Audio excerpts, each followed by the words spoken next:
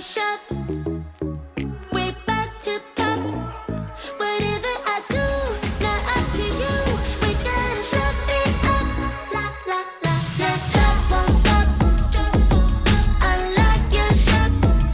Whatever you do, not up to you. We're gonna shut it up. Today I found out what I want. It's everything you never had. It's been a lifetime feeling sad. Feeling sorry for the things that might make you mad. But I'm back, who's back? Bitch, you ain't here, sorry. All you do is make people around you damn worry. I know it might sound just a little bit corny. Now I know where it's at. Don't even have a plan.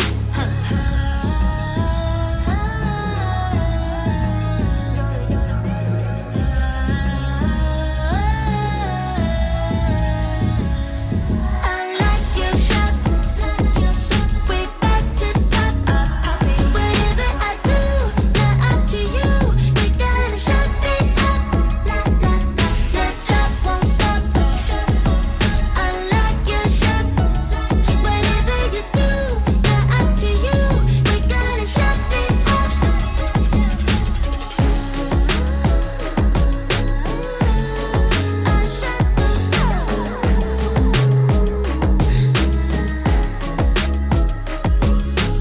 Just like glue, you'll be someone's too. It's time for you. Just do whatever you want.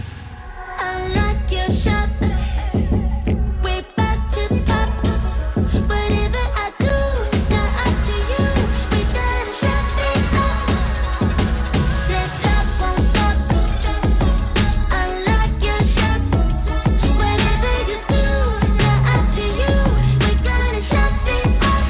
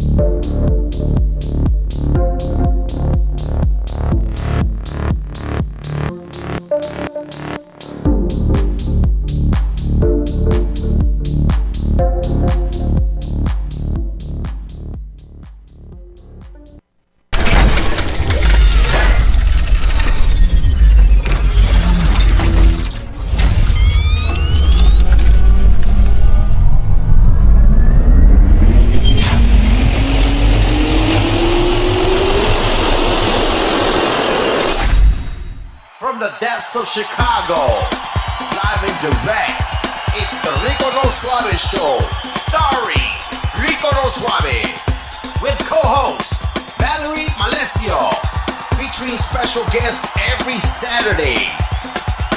And now, ladies and gentlemen, here is Rico No Suave. Ritmo.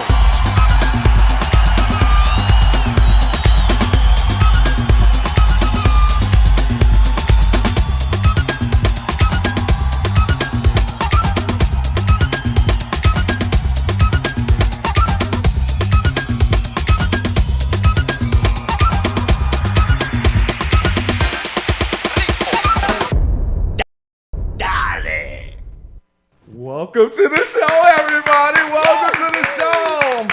Bienvenido a todos, mi gente. It's your boy Rico No Suave here on a 1-2-1-2, ready to go with each and every one of you guys. Ready to go. OMG, we are back, everybody. And I'm so proud to be back and so happy to be back with each and every one of you guys. We got so much that we have going on, but it's such a great time being back with each and every one of you guys here on the Rico No Suave Show. And you know who's also proud to be on the show? That's my girl, Valerie Malesio. What's up, Valerie? Hey, feliz sábado, mi gente. Feliz I sábado. hope everybody is staying a little sheltered from the sprinkle outside. A little bit of rain, but still feels good here in Chicago.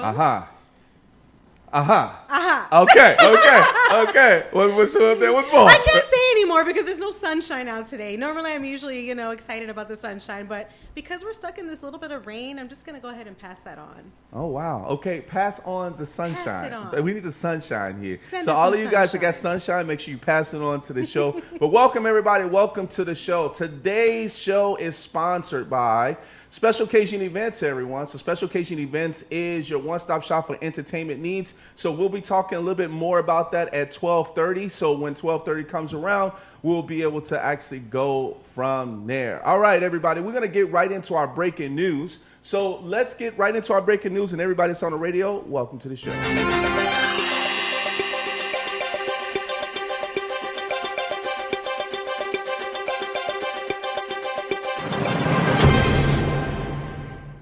So everybody, there was a Buffalo shooting, and this was kind of a sad moment because once again, we are being attacked by racism. And we actually had a situation where there was 10 people that was actually killed in this, and I think 3 was actually wounded as well. So 10 killed, 3 injured. Yeah, 10 to 3. Yeah, 10. 10 passed away and 3 was actually wounded. The weird part about this whole thing is that it was at Tops at a grocery store. This was like just weird. I mean, it was just out of nowhere, and it's sad because it was white on black crime. And they got the suspect. So we'll go to that next one. We got the suspect, and he's not actually in the military. He's actually, a young kid, a young teen that dressed into military as if this was some type of Call of Duty type situation. And he came in with AR-15, and this was a big gun. That gun was no joke. And they use AR-15s in Call of Duty, and he took this from a mentality standpoint, and big shout out to all of the organization because this is mental health awareness. But this right here is something that I would say very sad, and parents should definitely feel accountable. They should be accountable for something like this. I don't know if he has parents. I don't know what actually is going on in his life, but whoever is part of his guardians or who's actually are taking care of him should have actually known what was actually going on with this. Or maybe there's a way that he was actually growing up being into racism where it was white against blacks, but they apprehended him and they took him in. So it goes to the next slide here. So of course, they gathered around for everyone that actually passed away. Andre McNeil and there's Geraldine Talley. That was just 2 of the 10 that actually was killed here. And we'll go to the next one. So these are the ones that were actually passed away. And unfortunately, they lost their lives to something that was not necessary. They lost their lives to, to just something sad, man. I have so many words to be able to say about this. And it's just, being able to be attacked, by someone Caucasian and just white because of this. It's also happened in churches. This also happened just in the street, even when Marbury, that actually the guy that was running, jogging, and then you had 3 white men in a truck that actually gunned him down. This is an attack against black people or someone of color, right, in general. Doesn't matter if, they could be mixed or whatsoever, but it was someone of color. And I feel that, this needs to definitely stop the violence against, racism with white against black, black against Asian, white against Asian, Latinos against whites or whatsoever. This all really needs to stop because this was tragic. This is a tragic moment. It's for beyond Buffalo. tragic. Yeah. It really is, because you have these situations where, people get upset, people get frustrated, and that's common, right? You get frustrated and you get angry. Yeah. When you take that to a whole nother level, Mm-hmm. when you think that it's okay for you to take it upon yourself to just end someone else's life over that feeling. Yes. I mean, that's where we need to figure this out on the mental awareness piece. Mm-hmm. Pick up the phone, call somebody. There's so many different issues just based on what you're speaking on. I mean, we could literally have shows daily and talking on the different issues and topics that are involved in that. You mentioned support, family support, mental health. You know, he took action on this hatred that he had. You know, and this doesn't seem like this is something that's happening overnight. You don't just wake up one day and decide this. No. You know what I mean? So planned. this is something that's been building up. Yes. And, you know, how do we stop this from happening? Yeah. What has to happen? We have issues in this situation, the gun, the hate crime. There's so many different things in this. Yeah. You know, and we can pick it apart, and everybody's going to take a certain stance and certain view on what they see in this. But in the end of the day, lives are gone. Yeah. That's true. And Lives are gone. and one thing that I do have to say about this and where the world is actually turning, that, you know, racism has always been around, but now it's getting, after, once again, the pandemic have made a lot of mental health awareness issues come out even more now, not just here in Chicago, but around Buffalo and New York and Yes. all over LA. You know, we always know that there was always crime going on, but it seems like it's getting to an extent of what's going on in the mentality Because of the teens. filters are gone. Of course. People are no longer filtering it. Yeah, It's not okay to behave this way. that's right. It's just not. It's not okay. And the last slide that we actually have here is, you know, his name is Peyton Gidron, Gendron. And actually, once they brought him into court, and they said, hey, this is, you know, you're not getting the bond or whatsoever. And when he was on his way out, someone from the audience said, you are a coward. You are, you know, you're senseless. You're a coward. Why would you do something like this? And his court date is June 9th. So coming up June 9th, he does have a court date, and you got to put him away. So I hope that they take this to the furthest extent of the law. oh, of course. I mean, Yeah. and beyond, because, you know, I'm trying to be politically correct here on this show and restrain myself from the anger that I feel from this situation, that I'm sure that many others out there also feel, you know, from this situation. We are exhausted. We are tired of these things happening. And how do we put a plan in action to stop these things from happening? Right. You know, communication. Somebody, I mean, is he on these websites? But then there's that fear of people invading privacy, because where would they have found information about him if he was planning this out, you know, and speaking to people, or if he was on these, you know, underground websites and they're talking about, there's so many different issues involved in this situation that Yeah. have to be individually addressed. And I think it comes to, you know, and it's sad because before it was adults killing adults. Now you're starting to see more teens killing people. And it, like I said, it goes through that phase of what an adult is teaching the kid, or what the teacher, what the kid is learning from the teacher, which can be the adult, or the influencers around that Right. person, as far as what's really going on. It's So not okay to act on impulses. it's not. No, It's not okay at to all. act on impulses. Yeah. You know, so I think this is something that we really need to, you know, focus on, you know, with the next generation and with situations like this happening.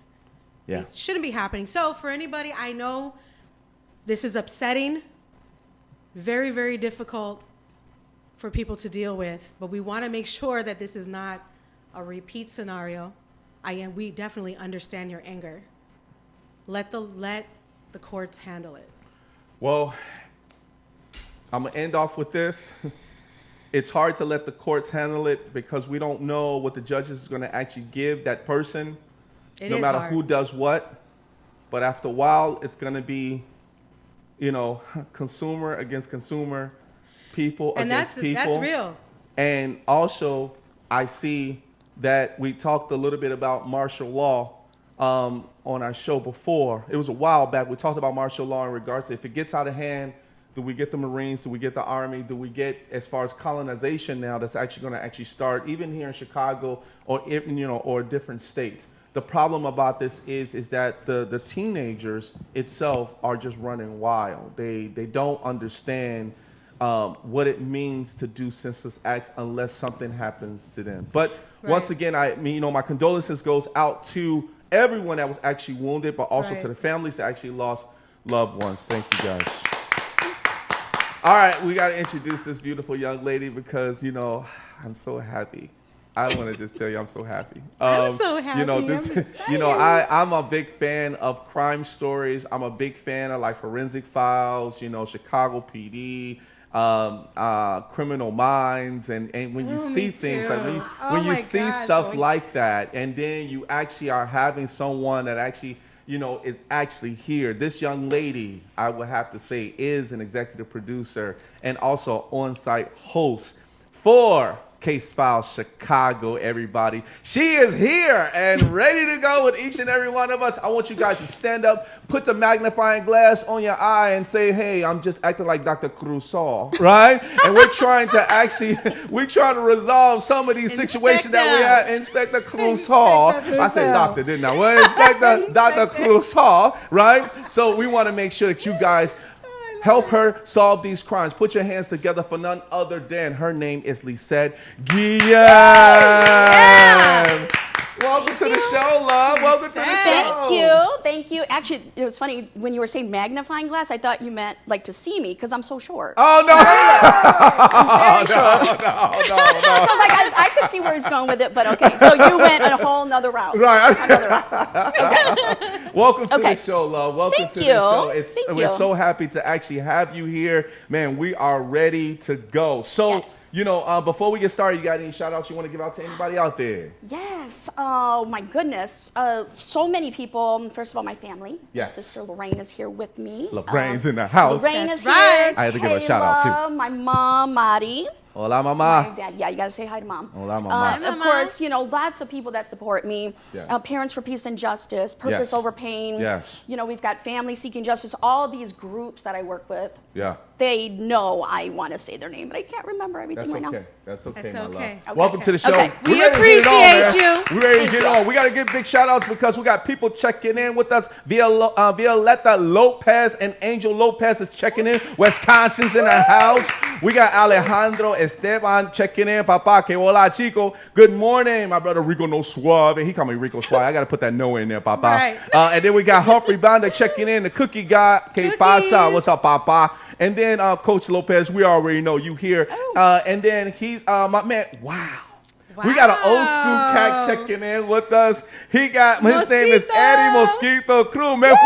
Yes, checking in. He said, go old school and whoop that tail. I ain't trying to get it out there like that. But he's one of my inspirations. I got to say, big shout out to Eddie Mosquito, who's one of my inspirational, like he actually had his own podcast with music and we did like sections and stuff like that at 2 p.m. on certain days. He would call me up and we would just have such a great time, but he's such a great influencer. This is why one of the reasons why I'm here as well today. Good. So big shout out to Eddie. Yes. Mentors. We do have Patrick Chulek checking in from Chula. NY, New York. Yes. Big shout out to people in New York. Be safe out there. What's up, Rico and Val? Happy Saturday from John T for free. Happy Saturday. Lisette, let's get it on, love, Yes. because I'm all about the crime stories, baby. So let's start off and talk about how did you get into law enforcement? Okay, this is a really crazy story. I'll tell you.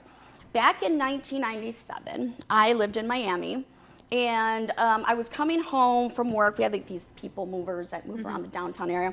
So I came off.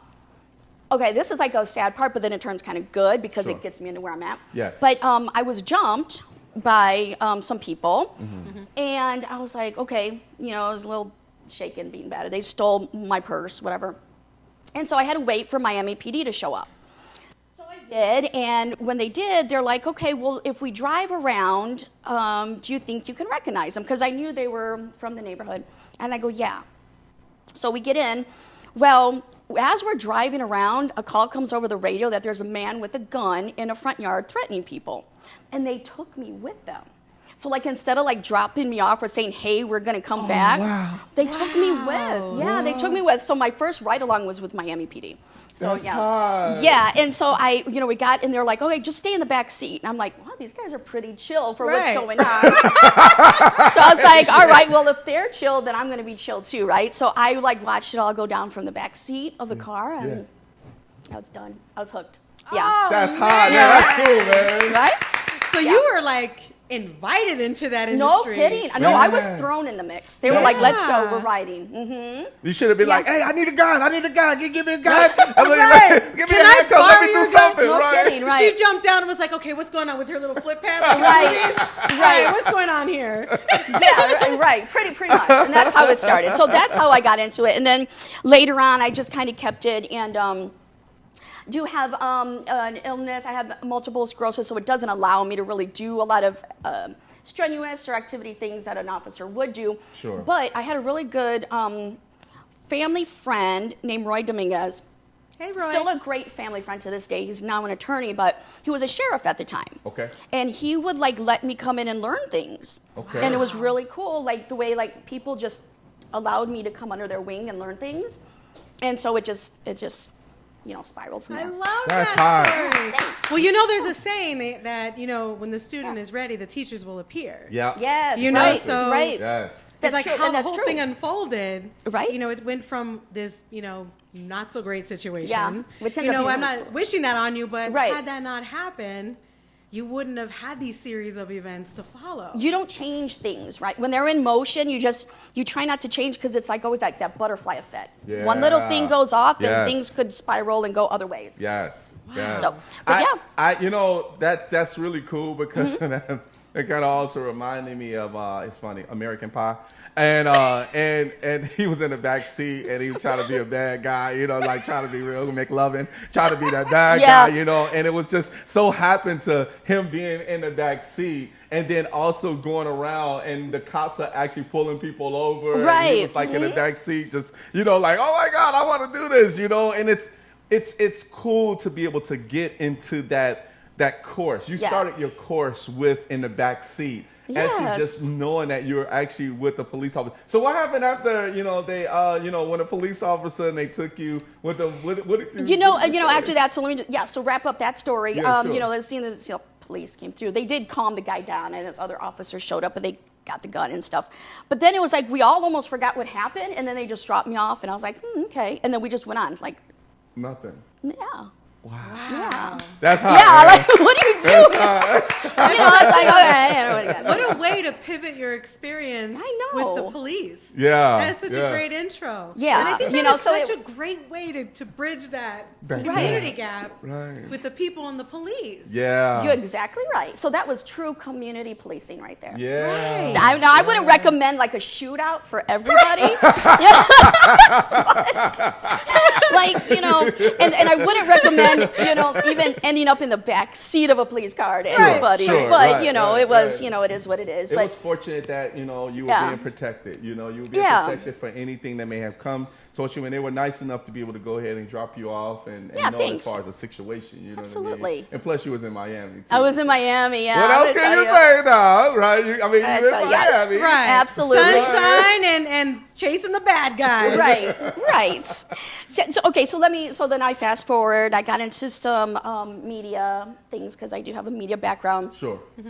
And then I was watching this show called Crime Stoppers Case Files. Yeah. Ooh, While, I like Crime Stoppers. see, too. on another trip to Miami, because I ended up moving back home to here. And Okay. I saw this show and I was like, oh my gosh, this is cool. It's called Crime Stoppers Case Files, Miami, or South Florida. South Florida. Sure. So I'm like, man, this is cool. Chicago needs this because our homicide rates are starting to lift. And this was over 10 years ago. It's like 11 years ago. Okay. And at the end of the show, there was this number. It was a Crime Stoppers number. I'm like, well, I don't have a tip, but I got a question. So I called, and the guy's like, oh, hi. Like, he called me back, the next day, and he's like, you're never going to believe this. He's like, the guy who founder of the show and who produces two other shows, he wants to start a Chicago show. And I was like, no way. I was like, okay, cool. And I didn't think anything of it. But then the next day, I got a call from Cleveland, from Sean Reck, who was the creator of the show. He had Miami, Cleveland, and LA at the time. He said, come to Cleveland, let's talk. And I was there. And then I left with the title executive producer and host for Chicago. Wow. That's hot. That's hot. Yeah. Yes. I'm so happy to be here Thank with you. you. My goodness. I see the light bulb on top of Rico's head. No, He's like, I'm calling it's everybody just- when I get off you know, today. when you look Right. at so many crime things, like, and you know, it's like, man, how do they really do it in the back You end? do think about that. You're like, Yeah. wow. That's so cool. I want to be on Yeah. set with that, you know? Yeah, And yeah, yeah. that's Oh, nice. to be on set with us is really something else. Let me. Can I just talk about how the show goes on? Let's Absolutely. do it. Let's do it. Let's All get it right. on. So I know you guys. The questions were, how do we get the cases? Yes. The cases come to us via the families, because families are like, look, nobody's paying attention. There's no tips coming in. There's no leads. Nobody's, thinking about my loved one anymore. Or it'll come from the detectives or the police departments. And they'll say, we need extra eyes on this case. We need to get the word out on this case. And we actually have a tagline for Case File Chicago. And it's, when people need help, they call police. But when police need help, they call us. Wow, Yeah. really? Mhm. Okay, Yes. okay. Yes. Okay. And so it's worked very well. In fact, we have a long list of cases. As you guys can imagine, Chicago's a hot spot. Yep. And we will take the case, set the detective in front of the cameras. The detectives always give the facts of the case because we don't want to jeopardize the integrity of the case or Right. mess up any facts or give out too many facts. And so Because these are live, like cases are currently being investigated, right? Absolutely, Okay. absolutely. And the last thing we want to do is jeopardize anything. Right. Yeah. All that hard work down the drain just because somebody wanted to, put it out there. No. Right. So very careful with that. Then we'll bring the families on because the families show the compassion piece, Yes. not just a statistic, not just another number. We don't want people to think, okay, they're on page 17 of the Sun-Times. Oh, look, the Bulls won. We don't want Right. that. We need people to remember these are somebody's loved ones. Yes. So we do that, and then we go do a reenactment. We'll go back to the scene and bring the detective with us, and they'll point out this is which way the car was coming. This is, where the bullets were flying, and we reenact. We bring local actors, and we reenact the experience there. Man, that's so Yes. cool. Wow. Thank you. That's so cool. I mean, being able to start the show though is where I'm really intrigued at Oh, because yeah. getting the cases and knowing about the cases, investigating and reading all the materials in order for you to be able to reenact that as Yep. far as with the actors. But let's start off in regards to how the show got started. Meaning that, what was that process like to at least get it going? It was really difficult. I'll tell you, we the first 6 months we were starting with our branding, okay, and we needed to get people to buy into us because police departments weren't letting people into those homicide files because those are so, they're tight. Right. So what we did is, as we started introducing things to the departments, we would go from each department, federal, state, local, you name it, we were there. So people could get to know what we were doing, trust us, and okay, maybe they'll give us a chance. Fortunately, we were able to get into police departments that were Chicagoland area. Okay, so we did Northwest Indiana. They jumped on board. We did, south suburbs of Chicago. They were on board. And then Chicago PD was like, okay, so we see what's happening. It took us over a year to get into Chicago PD. Okay. But then again, you have to be very, very careful with these cases. So we have since been working with Chicago PD since 2013, and the other one's about 2012, and we just haven't stopped since. And to this day, we're proud to say that Chicago PD, we're the only TV show allowed in their homicide files. You won't see cops, you won't see First 48. Yes. Yeah. Yes. Well, I feel like it makes sense, though, because they want to understand the integrity. Right. Yeah. Are you Right. here for the Hollywood aspect of There it? you go. Or are you really here to help us Right. solve these cases? Yes. Right. Yes. And I love that you brought that up because it never was about ratings. You know, Right. we were running on My 50, the My 50 channel, 11 p.m. Saturday night. You know, that's what we got, and we took it. But we were watched. I mean, people loved it, and we ended up getting a cult following of criminals too that were just waiting, you know, to see, oh, look at my work. But, you know, it is what it is, and you get those people, but you also Right. draw out information from people who may have seen something and we were able to get, you know, tips and leads and able to filter those to the police departments. So. Man, that's so cool, man. That is amazing. Oh my goodness! You know, Yeah. I'm really happy. I don't use the static anymore, but I'm really happy that you're able to tell us this because what's happening is that each suburb or Chicago suburbs versus in the city has always been that disconnect Yes. where you have the suburbs doing their own thing, and then in Chicago it's always it takes forever for things to basically get done in order for the process to move forward. Right. The cool thing about because they need that help Right. and that trust, it was like we need as much help as we can to be able to help solve these cases and be able to get the word out as well. So you know, having a show like this also puts Chicago on a map of saying that we are solving cases, but we do have ongoing cases as well as that you might want to be aware of. Absolutely right. And I right. think you're that awareness, And that keep awareness breathing program for people. And still breathing life into the cases that have been sitting there stagnant. Right. Right. There's so many, I can imagine just so many that are passed on just because there's, like you mentioned, an abundance of activity, Right. Yes. if Right. you will. Yes. We see that all the time. Even our detectives, I'll never forget. One day we were on set and we had one of our homicide detectives and we had him on a few times, so we know he's really good in front of the camera. He knows how to do, you know, his piece, and we're good. But one day he was just kind of not himself. You're like, okay, you know, give him some time. He's probably tired. Like all our detectives, they're very overworked and overwhelmed and Right. you know, filled with all these feelings and emotions. And he sat there for a minute and he broke down. He lost it. He cried like really hard, and he just kept saying, you know, I've got this case, and last night, you know, I just looked at my cases and I have 30 more, and it's the weekend, and now we're going to have more, and my team has, you know, X amount. And so the overwhelming load of cases that our detectives have it's ridiculous.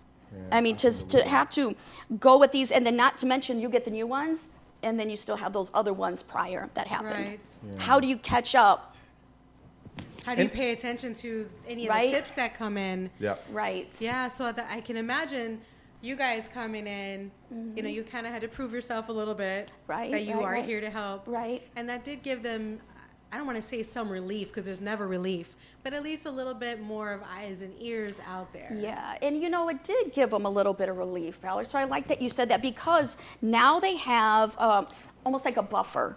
Okay, so go ahead and talk to, you know, Case File Chicago, you know, let them know, and then, you know, they can filter the info, or, you know, vice versa, or the families want to talk to the detectives. Okay, we can get hold of them, you know, we know how, let's do that, let's match up. So it's really been a good partnership all the way around. That's Good. so Yeah. great. We're at 12:30 right now, everybody. We got to actually give you a little bit of information of our sponsor for today. So we're going to run a quick little video, and I'm going to explain to you guys who our sponsor is. All right, here we go. So we have Special Occasion Events that actually does entertainment for weddings, photography, and of course you see the newlyweds having a great time. They also do quinceañeras as well, from photography as well as for choreography as well there. So you definitely will be dancing on the dance floor with the DJ service, everyone. So Special Occasion Events is all about making sure that everyone has a great time and enjoying themselves. That they have party planners and wedding coordinators and all of that great stuff, and bridal showers. So bridal showers is also being done. So make sure if you're planning a special event, leave it to the experts. Special Occasion Events, your one-stop shop for your entertainment needs. Very nice. Nice. Yeah, that was good. Very Yeah, nice. yeah. Those guys are Absolutely. awesome. Yes. So let's get back into it, because I'm super happy again. Yeah. Because of the crimes. Now, Yeah. of course, crime is happening everywhere, right? Yeah. We know it's happening everywhere, and we know that there's going to be good and there's going to be evil. Mm-hmm. Let's talk about the goodness of what you're actually doing, and for parents that's out there, and also for kids that's out there to be able to feel safe as far as to where they're going. We do have a few comments that I do want to say some good things about you. Rhonda Stramel is checking in from Texas. What's up, Rhonda? How's it going? She says, hi, guys. Angel Lopez says she did a good job with Parents for Peace and Justice. She said, with my boy, Robert Torres and Elizabeth. Of course. Yes, Elizabeth. Yes. Thank you, Love Angel. her. Yeah, we got Francis Perez and Dímelo Dímelo Papi. He says hi, and then we got Patricia is checking in. Papi Says chula. hi. How's it Okay, going? these are I love this. Do you know why I love this? Why you love this? Because these are actually families that I'm working with. All right. Yes. Welcome to the show. Thank you for tuning in. It's super sad. Yeah, the families, and Angel, hi Angel, thank you for everything you do too. He's awesome. Have you met Angel? Oh, of course. Okay. Yeah. We had the Chicago NFL Yeah. run down the show as I know. well, I'm so. still waiting for we my met box seats, Angel? He's awesome. You wait for your box But seat? yes, yeah. I love working with the families. Yes. This is why, because you're always going to feel like you're appreciated with them. That's Your right. work does not go unnoticed as long as you're working with the families, and it's genuine. Yes. And what happens is when you're working with the families who's lost loved ones, you become part of their family. You wish that you didn't meet the way you did, and every time I hear the stories of their loved ones, you're always like, I wish I would have got to know their son or their daughter or whichever family member they lost, because you get to learn so much about them. And it is very comforting to know for myself that we keep moving forward and we're still trying to help get that case solved or get information we need, or at least keep detectives and people that we need to keep connected to the case so it doesn't just go by the wayside. Yeah, I like And that. that communication I like is so important. Oh my gosh, because yes. they feel overlooked. Yes, I'm they do. not just a piece of paper on a desk. Right, right. This is a life, this is a person, and I love that you kind of have that opportunity to liaison between what's going on in the police department and the families. That's amazing. Thank you. The families are one of the most important factors of this because they are the ones that's affected first, right? Meaning that whatever, when may have happened as far as with their kids or just maybe, relationship-wise or domestic violence or whatsoever, they're the ones that's affected first. Right. Then, of course, that's when it's called in for you to actually come in on detectives and the police force to basically come in and, investigate what's going on. How do we need to solve this? Now, solutions, of course, is the next thing I do want to talk about. Because the teens are going wild right now, and I know a lot of cases are probably coming in as far as for that. Right. My solution, and we're from the old school, right? As far as my parents, when the lights come on, we're in the house, right? And when the lights came on, we respected, or my mom will be on the porch calling out, Rico, come on in. And I'm like, oh, Mom, I'm just about to catch this last football for the touchdown, right? And then I have to come in, right? Because I had to respect my parents. That was a normal thing. The streets on our block was empty when the lights came on. If we probably was maybe sitting on the porch, but we wasn't in the streets like that. Nowadays, over time, as you can see, as parents are starting to become young at 16, 17, and don't really have that discipline of knowing the respect of how you were actually, I should say, I wouldn't say built, but disciplined as a parent that's coming from the old school and now they're becoming more modern where everything is just running wild. They still haven't learned to actually be a child or be a kid. And then all of a sudden they're being influenced in regards to gun violence, shooting, fighting in general. Don't know how to not talk back to your parents when your parents are speaking to you, but you want to talk back to them as if, they're just your friend. And I think there's a level of education that needs to be done there. And it also happens in school as well, too. When they're going to school, they're not home for 8 hours or 7 hours or whatsoever. There's a lot of time being away from your parents to learn that the kids can actually learn a lot, to be influenced by the streets and influenced by others. Because Case File Chicago has been doing investigations for quite some time, the goodness of where I'm thinking is there programs for children that you guys are investigating in to be able to help these kids when you're actually solving cases like that? And let's say kids are not dying. Let's say you caught the criminal or you caught the teen or whoever. Is there solutions or programs that you guys are being involved in to be able to help the kids to stay off the street? Oh my goodness, there's so many, and this is why we partner with, Parents for Peace Justice and Circle of Love and Purpose Over Pain and Family Seeking Justice, and I can go on and on about, the names of these groups, but they're the ones who are, undertaking these programs. And I think a lot of it is because they've seen the pain of what's happened to their children. So they want to invest on it not happening to others. So while we don't run those programs ourselves through case files, we certainly encourage them. One big program that I am strongly behind, and you guys may have heard, Corey Brooks has been on the roof over in Inglewood. He 10 years or so, he was on the roof of the motel that needed to get knocked down because it was bringing in drugs and gangs, and it worked. They knocked it down, and he's been able to clear the area to build like a safe place for kids. Now, I have been, and I'll tell you, this is a true story, and I'd love for you guys to come witness it with me. I have been in his, across the street, he has like a community center and a church and like a school. So I've been in there when kids have actually run into that building for safety. That's their safe place.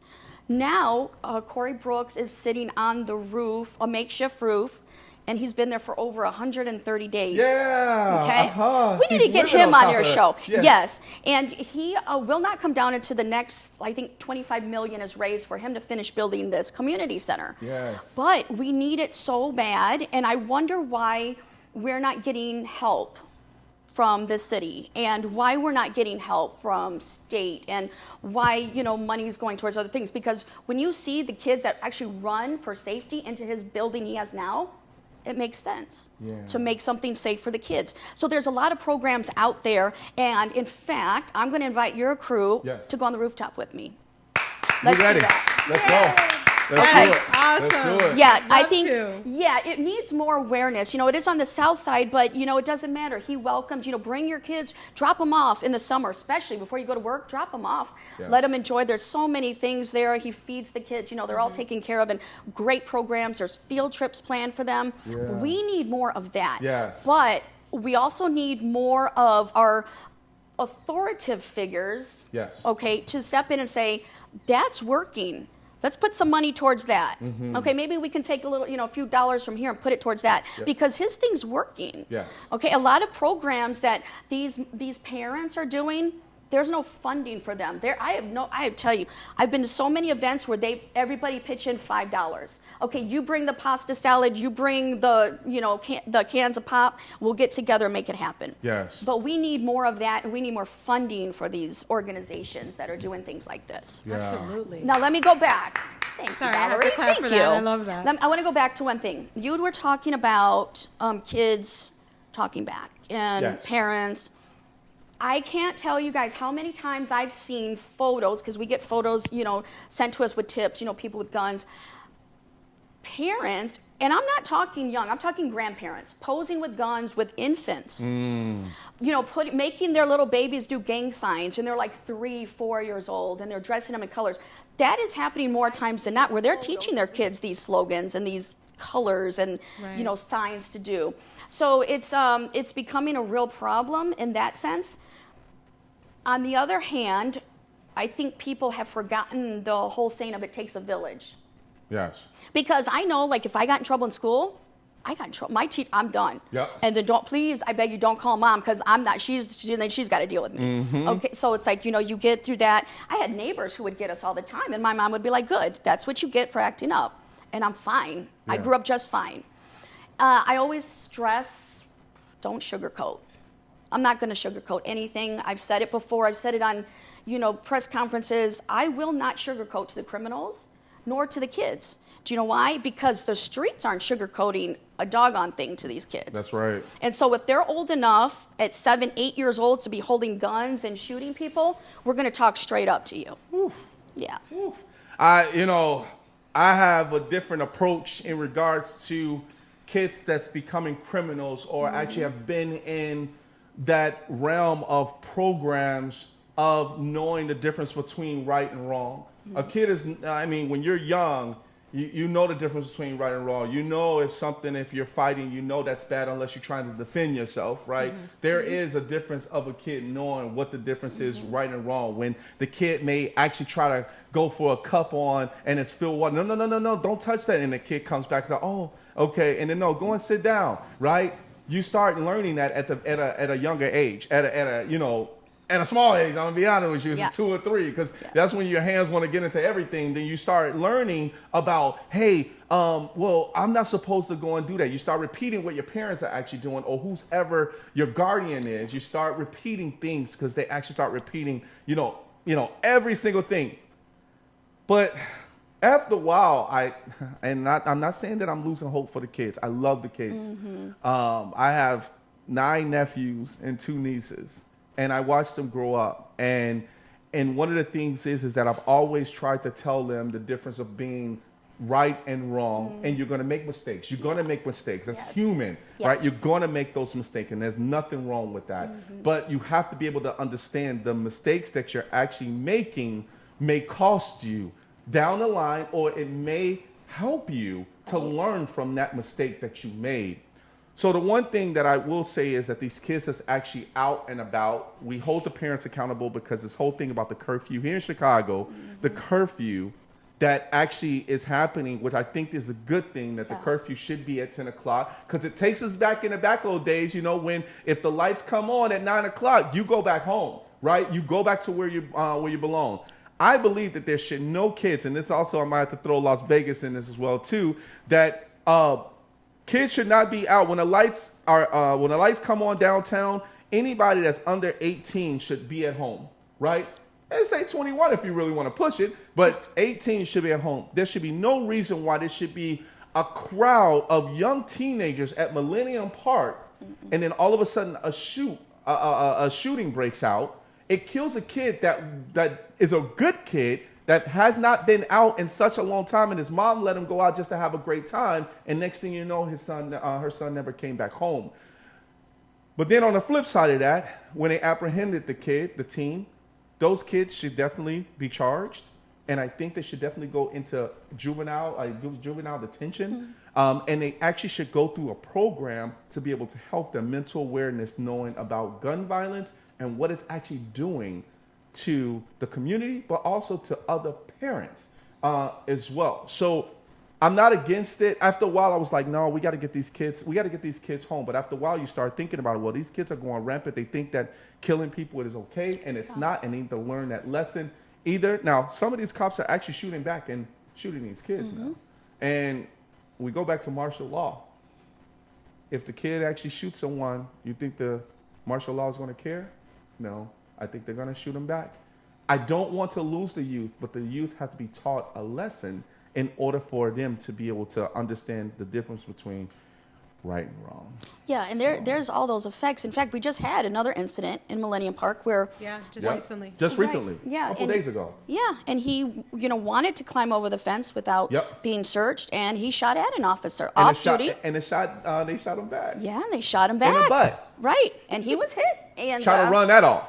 Right. That's hard. That's hard, though. I don't like. But he did run. He did run. Yeah, he did run. But it is a hard thing, because you want our kids to be in an environment or a way that they should be able to go and have fun and explore the city. Yes.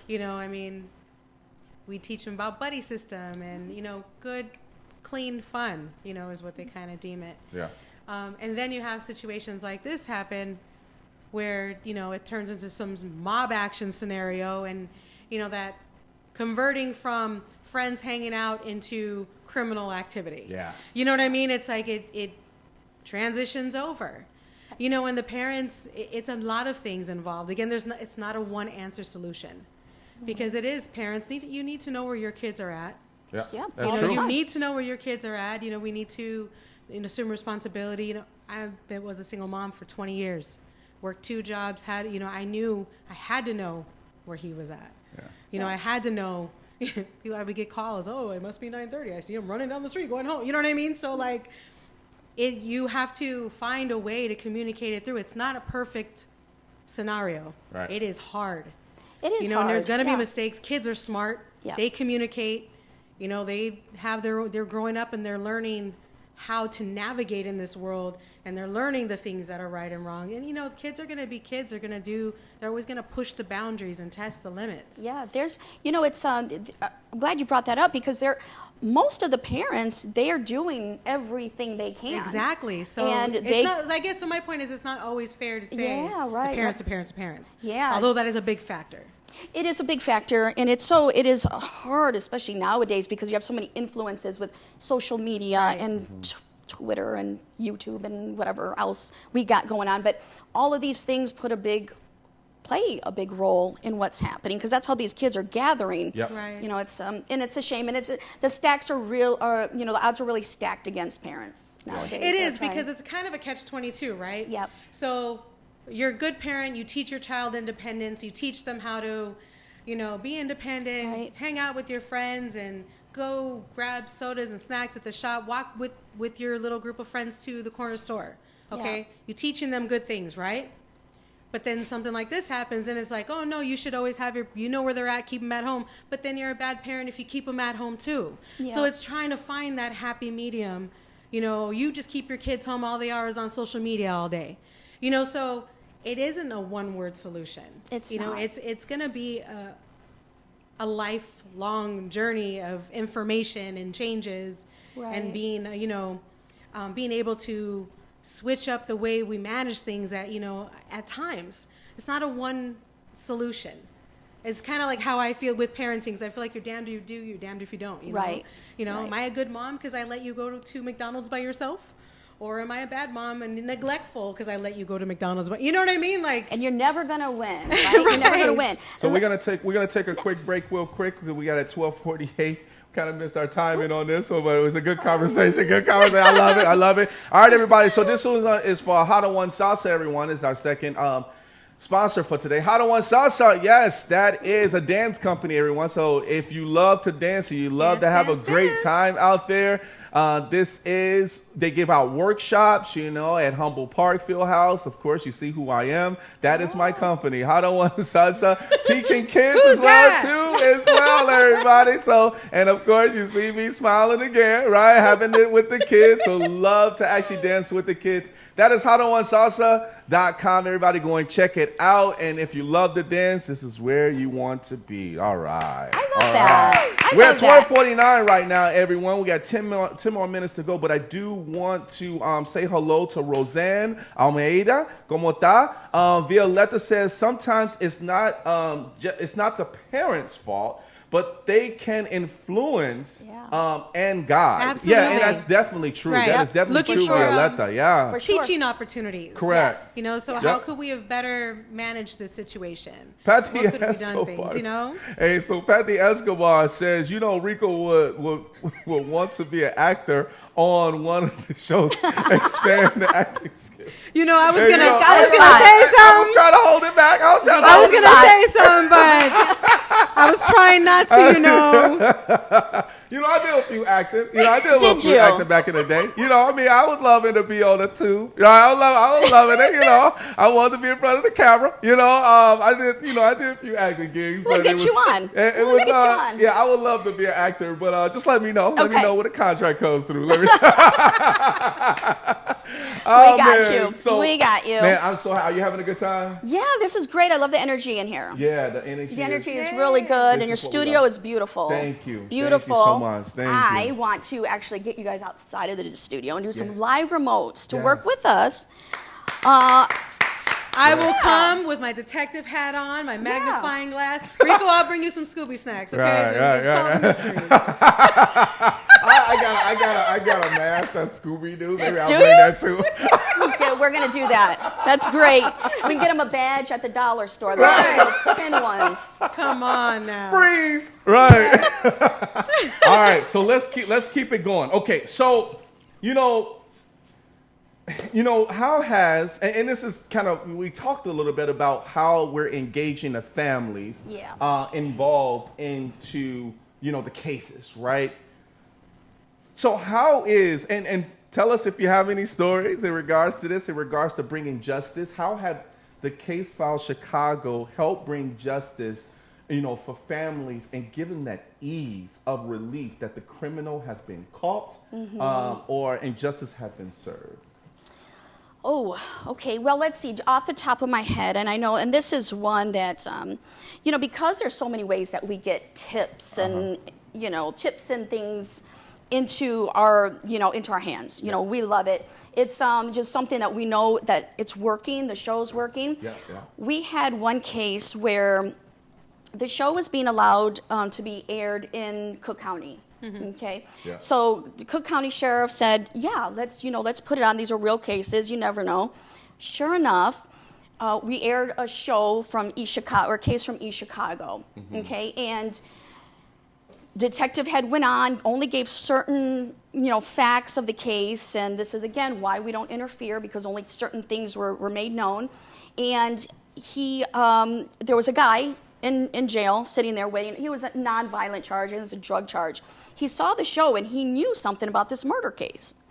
So he was able to, they contacted the detective on the case, and they said, "Hey, we've got this guy. We don't know if he's just trying to wiggle his way out."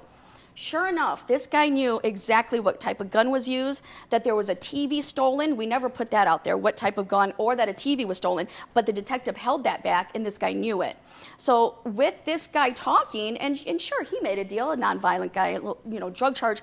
He made a deal, gave the information, solved the case, and, that's how it works sometimes. Oh, wow. Yeah. That's cool. Yeah.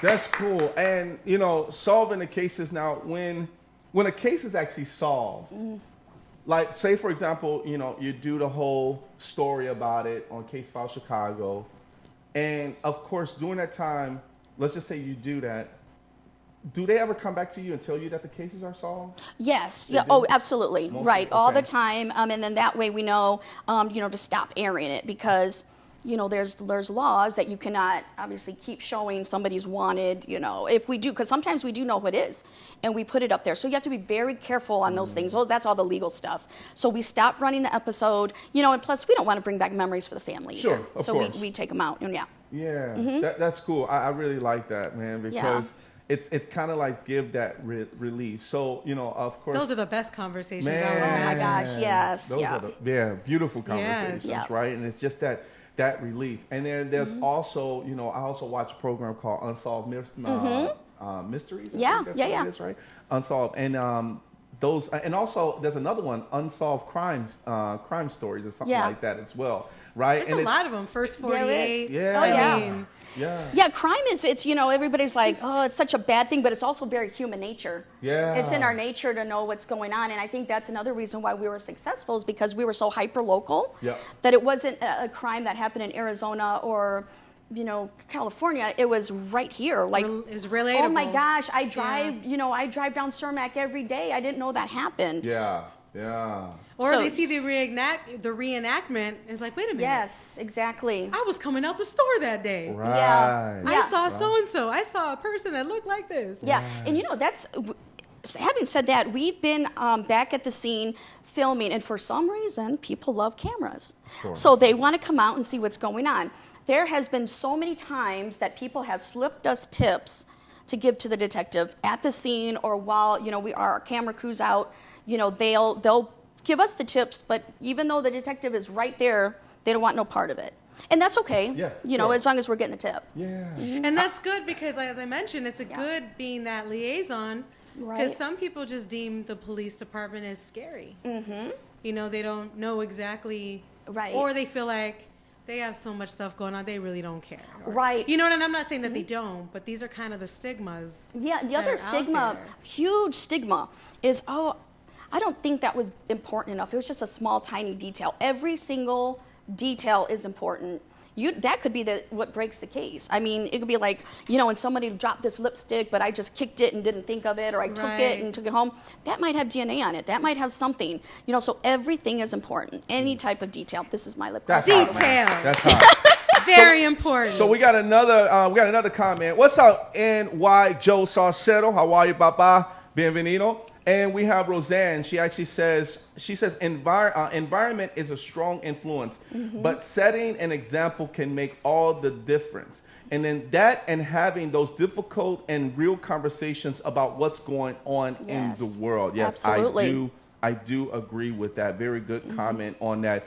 John T. for free, my man, I haven't forgot about you. He says, yeah, I understand a curfew, but I don't think it's a solution. I want to work towards a future where nighttime streets are still friendly. That's what I mean. Come on. I mean, you take it back to the old school days when we actually used to go out and hang out, and we could just be chilling. We could be talking, taking it easy, eating with good friends, and still have a great night. And we could still be out and be like, man, it's 1 o'clock, man. Oh man, I didn't even know it was that time. Fly by fast. Right. Nowadays, it feels like, okay, I'm gonna go drive down the streets, how everybody doing, and going home. Right. And that's a sad thing to basically, especially downtown Chicago, especially that you never want to be able to have that fear, but it's the young ones that's running wild to be able to make things like this happen. We kind of felt like it was more contained around that time, back in the day. Like, but it was the we mentality. knew where crime was happening. Now it's just all over, everywhere. Yeah. Right. There's no trying to hide it. Right. It's very bold and like, Yes. especially like with the carjackings and stuff. Like, there's no fear of any type of reprimand. But it's the like I say, the young ones running wild, man. The young ones running wild, and they think they can just come up, hey, give me a car, because they have that athleticism, or they're really fast and they're able to run and they're young.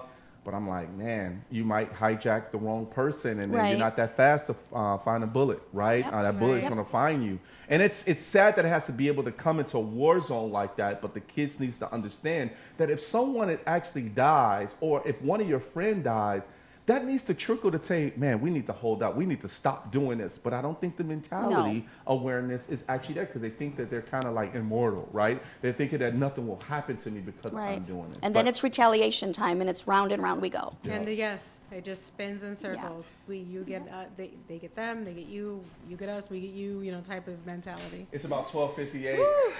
Time fly by fast when It we having does. fun. It So, does. Case We don't File have Chicago. enough time with you. Yeah, we definitely. Oh, this ain't the last. Next This ain't the last. time. So guess what I have for you? Oh, you do. I love I it. do. I have a shirt for you. The Rico No Suave show, love it. presents this to you because you are a gem of the world. I'm not just going to say for Chicago. You are a gem of the world, because you know why? You went to Miami, and Miami knew about you and the law enforcement, so you did that kind of McLovin in the back seat. You know what I mean? You did McLovin in the back seat. And then all of a sudden, things just start trickling. You came back and forth to Chicago. You start getting more into law enforcement, and then someone from Cleveland said, hey, you know what? We need to start a show in Chicago. And all of a sudden you say, want to do that? Yes, you took that step to actually go and talk to someone in Cleveland and say, hey, let's start it here in Chicago, because Chicago definitely needs it. Then it comes to the fact of you helping families. Yes. You start helping families, and people start recognizing your work. They start recognizing as far as what you've been doing. You started Case File Chicago, which actually has been award-winning show that everyone loves at 11 p.m. on a Saturday night, where I used to watch Tales from the Dark Side at 12 midnight, probably right after the CW, off of CW. But I have to say, you are a gem of Chicago. Everybody loves you. We love you here because of things that you're doing, and we definitely want to be part of your continuous journey of what you're doing. So I want to present to you the Rico No Suave show. Thank you. Welcome to the show. Welcome to the family. Yes. Yes. I love it. Thank you. This is great. You welcome, love. And, this is something that I've been looking forward to this show, right? And I'm looking forward to doing some great detective work with you as well too, Valerie. She's gonna be ready as well too, and the crew. My production crew is ready to be on site with you as well too, and everybody's excited. Everybody's excited for you. We're gonna do it. Yes. I've got plans for you guys ready. We're going on the rooftop with Corey Brooks, and we're gonna air live from there. All right, let's do it. Okay, we're gonna set it up and make it happen. That's hot. Okay. That's hot. Can't wait. Let's work it out. Thank you. It's about 1 o'clock. I want to say thank you so much. We're going to put up your social media before we get out of here. So your social media, everybody, if you want to get in contact with Lisette, check her out, Chicago Lisette on Facebook. Make sure you check her out there. Follow her. Like everything that she's doing. Here's the next one. We have her also on Instagram, Lisette Guillen on Instagram as well. So make sure you go and check her out. Follow her there at Lisette Guillen. And then last but not least, she's on Twitter, right? On Twitter, right? At Lisette Guillen is on Twitter as well too. There is, and we didn't get this as far as in in your notes, but you're going online with the Chicago Case Files. What platform is that going to be? YouTube. It is already on.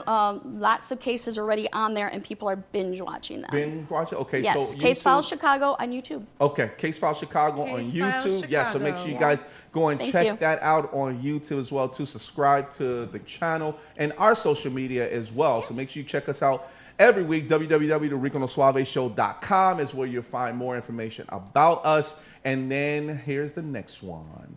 Follow us on Instagram. That is our official account, everybody. Instagram is Rico No Suave Show. And our next one is, boom, yes, Rico No Suave Show on Facebook, baby. Yes, make sure you go find us there. Make sure you like, and love every day. Show the love there, and it is the YouTubers. Yes, all of my YouTubers out there, Rico No Suave Show. Make sure you go ahead and please subscribe to our channel as well too, as you will be able to see the archives live here, and you can comment and all that great stuff. Lots of good stuff. Last but not least, we have mixcloud.com/Rico No Suave Show. If you like to hear the podcasting piece of the archive, make sure you go to mixcloud.com/Rico No Suave Show, and that's where you'll be able to get the audio right after the show right away. And you'll be able to also see listen to some of our mixes that we actually have from certain DJs as well. So, yes. Cool. We got Lorraine right. in the house. I had to give her a shout out. Lorraine's in the house as well too. Lorraine. That's the sister. She's here with us. Yes. I want to thank you so much for being on the show. It was great. It was a great time being on the show. What is this? Why aren't we hugging? Thank you. I got a hug. Latinos hug. All right. Yeah, so we're huggers, right. You know, I have to keep it talk show style. You know how I do. But, We break rules. yes, we break rules. Once again, everybody, put your hands together for Lisette Guillen. Executive producer, on-site host for Case Files Chicago. All right, everybody, we're going to get out of here. We want to thank you guys so much for actually being on the show. We bring the camera to me so I can see, so everybody can see my face. Yes. Thank you, sir. All right, okay. So, want to thank you guys so much for being on the show with us. And don't forget, man, we are here every single week. Next week, we got a special. We got a special for you guys. You're going to see something different about the show next week. But next week, we have the producers from Glass Film. My man, Nick Kafkas will be here with my man Dan and Everett. He was on the show as well too, an actor. We're gonna have some producers on the show. We're gonna be talking nothing about their film that's actually coming up called Refresh. It's gonna be here on the show, and we're gonna be refreshed by the time we get back next Saturday. Once again, everybody, I want to thank you guys so much for being on the show, and don't forget to subscribe to all of our information, and we'll see you guys later as we end off the show just like this.